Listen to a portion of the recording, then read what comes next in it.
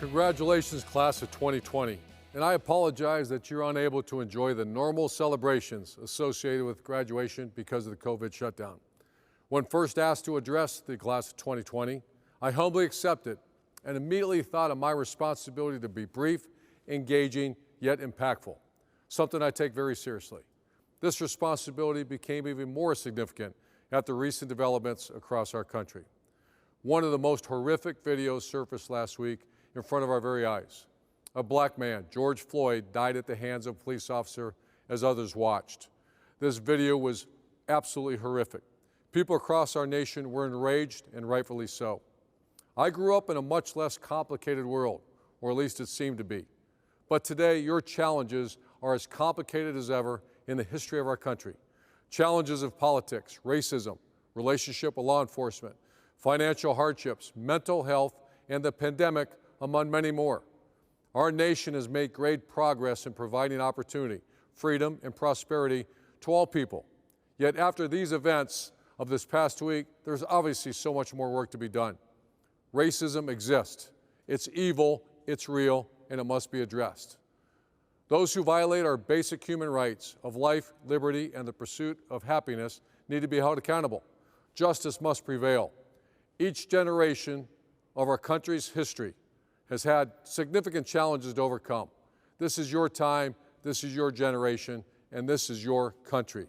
The issues are very complicated and serious. We believe in you. We ask you to step up to the challenges, find solutions, and help our nation build a culture of respect for all. I want to address the black community.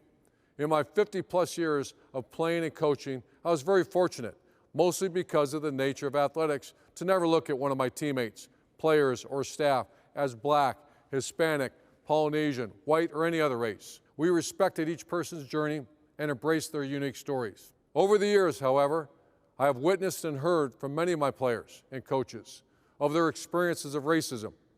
For this, I want you to know I stand with you. I feel your pain. I speak for so many of my colleagues in the coaching profession that we are deeply concerned and want to make a difference. The ultimate job of any leader is to provide those you lead with hope and opportunity, invest in their future. Our players became family, and we had the privilege to love, protect, and develop these young men. I was also very fortunate to be raised in a family of faith. I believe trusting in God is an important part of the solution moving forward. Our prayers and thoughts are with the family of George Floyd. Our prayers and thoughts also go to the people that suffer from racism, for the men and women in law enforcement that put themselves in harm's way to protect us, and for those that have been impacted by the civil unrest. Now I'd like to share with you a message on how to build an elite team. For years, I would lay awake at night and stare at the ceiling and think about this nonstop. To compete at the highest of high levels in an extremely competitive environment, if there was as simple as running extra or lifting more weights, this is what we would do. I knew this is very important, however, this would not be the difference. My focus has always been on the human spirit. I kept coming back to family, how to create a true family atmosphere, a team family with the greatest forms of inspiration, love, and ownership. This is when people experience superhuman strength and fortitude. The summer of 2014, I knew we had a very talented yet inexperienced team. The message to that team all summer was that if we, as teammates, could solve the mystery, we could become this elite team. The mystery we spoke of is how to put others ahead of self. For example, you want to be a great husband, put your wife ahead of self. You want to be a great parent, put your children ahead of self. You want to be a great teammate, you put your teammates ahead of self. That's extremely easy to say, very, very difficult to do. As we prepared for the season, our best player, Braxton Miller, All-American, two-time Big Ten Player of the Year, and Heisman candidate, was returning for his final season. 1 week before our first game at practice, he simply threw a short pass to his left, and his right arm dislocated from his shoulder, and his season was over. As I held his hand, tears fell from his face. Realization hit. Our best player was out. I remember calling my wife, Shelley, and telling her of Braxton's injury, and we were headed for a very difficult season.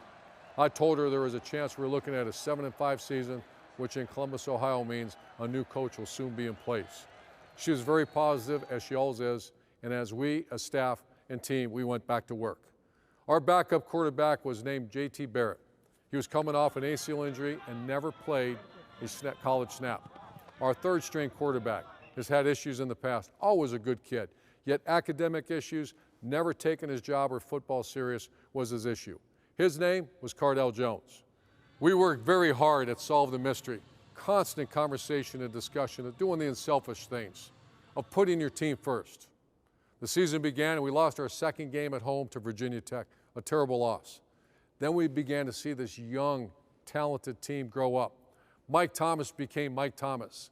Zeke Elliott became Zeke. Joey Bosa became Joey Bosa. And our freshman quarterback broke Drew Brees' Big Ten record for touchdowns. We won all of our games. And then the unthinkable happened. In the rivalry game in the fourth quarter, and we're up by 5. Our quarterback, our leader, breaks his leg right in front of me. Same story. As I go out and hold his hand on the field, with tears rolling down his face, reality sets in. Our third-string quarterback with issues was now our starter. As I put my hand on his shoulder, I looked in his eyes. He looked like a young man getting ready to take a physics test where he never studied for it. However, my job as a coach is to encourage him. I looked him in the eye and said, Cardell, I know you can do this, as I hit him on the rear and told him to go in and play the game. In my heart, I'm thinking there's no way he can do this. So Cardell Jones goes in, he just plays okay. Zeke Elliott breaks a 4th down run for a touchdown. Darren Lee picks up a fumble, returns it for a touchdown. We beat our rivals at home. Then once again, reality sets in. We're on our way to Indianapolis to play the Big Ten championship game against a highly ranked and talented #1 defense in the country, Wisconsin. I have one quarterback, my former third-string quarterback, Cardell Jones, and no backup. The game plan was tried to make it very simple. We wanted Cardell to keep the ball outside on all pass plays. That means a freshman quarterback or new quarterback making his first start, there's a lot of anxiety. He's very nervous. The adrenaline flows, you have a tendency to overstride, and the ball will go high down the middle of the field. That's why we wanted to keep the ball out wide. You throw a high pass outside, incomplete pass, punt the ball, play great defense, follow the plan to win. Wisconsin cooperates. The first 2 drives, Cardell plays great. Throws a touchdown pass to Devin Smith on the outside. Then in the third series, Cardell Jones lets that ball go down the middle of the field. Almost intercepted. I'm going to meet him about the hash mark. I'm so upset. As he comes out the field, I hear Cardell Jones tell me very loud, because a very loud environment, he goes, Coach, that was my fault. That was my fault. I stepped back. I looked at Cardell. In 3 years of coaching, I've never heard him take responsibility. I've never take ownership of his actions. He made a mistake, and he let me know that. I thought, what a great opportunity to show your teammates, especially the most important people, the offensive line, let's let them know that you've just owned your mistake. So we went over to the offensive line. Once again, a very loud environment. Cardell Jones yells at the offensive line and says, guys, that was my fault. I watched our players look at Cardell Jones, their quarterback. That was also the first time they heard them take ownership of his performance. I saw instant respect. I saw that love. I sat back and I thought to myself, this is about to get very good.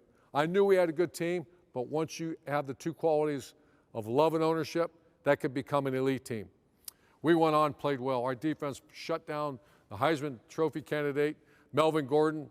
We shut out Wisconsin 59-0, and it was off to play a very talented Alabama team in New Orleans, Louisiana, in the Sugar Bowl in the first ever college football playoff.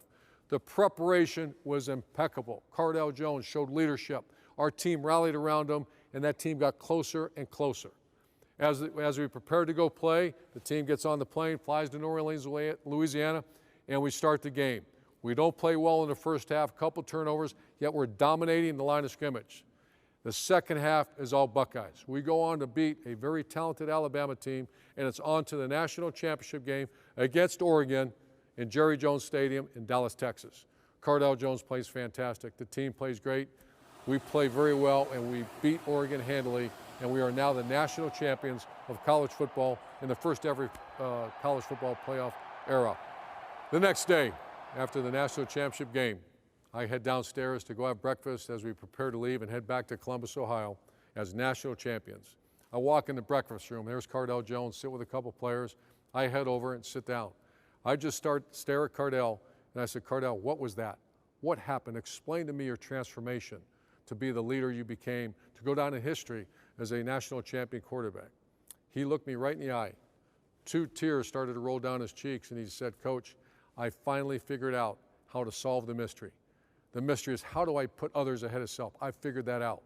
I never wanted to let my brothers down. I could not let my brothers down, Braxton Miller and J.T. Barrett. So in closing, congratulations again to you and your families. Have confidence in the objective truth that hard work will always be rewarded. Respect all, make a difference, and let's do our best to make the great state of Ohio proud in all that you do. May God bless.